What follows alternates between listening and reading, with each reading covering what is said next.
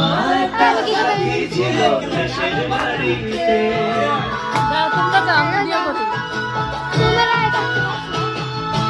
আমার একটা সাথী ছিল দেশের বাড়িতে, মিষ্টি প্রেমের লিখিত চিঠি প্রতি মাসেতে।